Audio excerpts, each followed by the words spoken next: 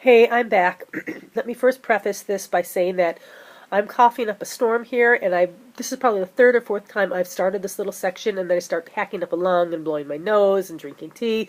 So know that I'm going to suffer through asthmatically as best I can with this and just not stop it again because I have to get this stuff up online for you. So please, be kind. Be kind to your video talking head. Okay, this next section is going to be talking about the readings that have been posted up for you for this next round, which I believe is due October 7th, and also ethics. All of the readings deal with ethics in some way, shape, or form. First of all, before we even start talking about ethics or the action research things, know that in the current round that are posted here, I put all of the bib information in correct APA format to kind of act as an example for you.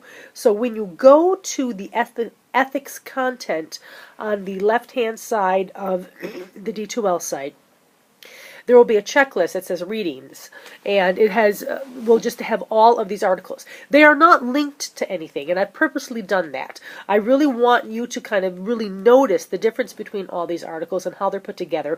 Notice the ones that have multiple authors. Notice the dates of articles. Notice those kinds of things that we talked about in the first couple little videos here. You will have to use that bibliographic information to search these articles.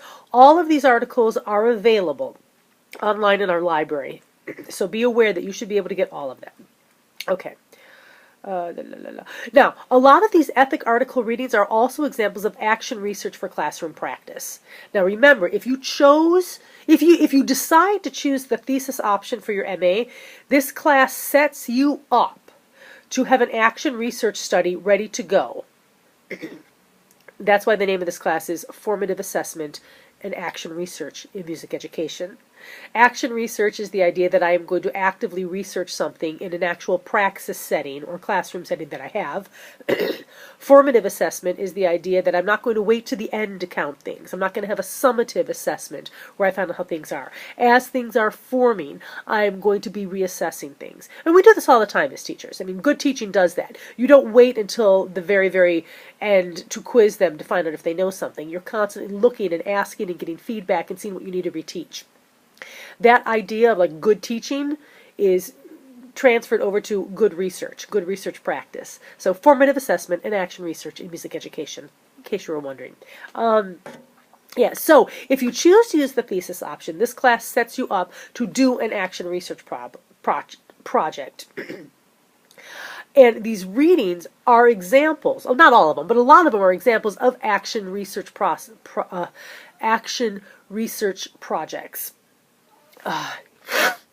And they should give you more ideas of the kinds of things that you might want to study in your classroom practice, as well as the ways that you might gather data for it, and also the literature that might inform your practice.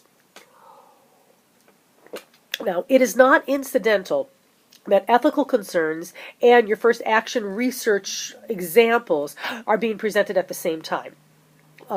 Action research comes out of the idea of puts ethics first at everything, if that makes sense. I'm of the opinion that action research is highly ethical way to research, and I don't think too many people would disagree with me. Action research is based in critical theory, which we could have an entire grad course looking at critical theory and FARE, but we're not. But critical theory is a social justice theory that research should look at things that are critical to things that matter to the exclusion of things that don't. Originally, critical theory dealt with social justice issues outside of educational settings, but it includes educational settings now. For example, critical theory would be more concerned with the fact that school music programs have very few students of color in high school ensembles, and it would be less concerned with ideas about how to improve the intonation of single reed instruments in high school ensembles. And keep in mind that minutia as in like things that are small, can oftentimes be counted. The things that you can count oftentimes are small ideas. And it's easy to count that. For example, let's say you were perplexed about the saxophones in your high school ensemble, and you wanted to find something about them, and you notice that some of them play in tune and some of them don't. You have to ask yourself, does that matter? And it might matter, to the exclusion of some other things, but let's say it doesn't really bother you that you only have white males playing saxophone. And Ben, I'm not criticizing or judge. I know that you're a white male who plays saxophone and you keep doing that, baby. Okay, but let's say that's not really a concern to you. You don't really care that there are no girls in your jazz band. You don't care if there's any people of color. You just like want them to play really well in tune.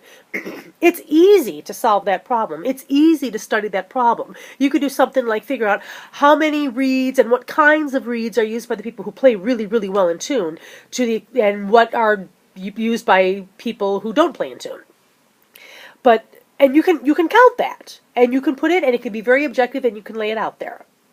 And then you have to ask yourself, is that an ethical use of my time to study? Maybe it is, maybe it isn't. If there are larger macro issues, sometimes macro issues you can't count them. I mean, like if you have no women and no people of color in your jazz band playing saxophone, there's really nothing to count, right? But that macro issue oftentimes can be described. For example, let's say 100% of females who started saxophone in 5th grade choose to join the color guard in high school rather than march with their horns. That's something that you can count, but if you actually want to describe it, you have to kind of say, well, why? What happened there? And those kinds of questions are the idea of what is critical. What is really a critical thing to think about and a critical thing that we should address ourselves as teachers? And that drives action research.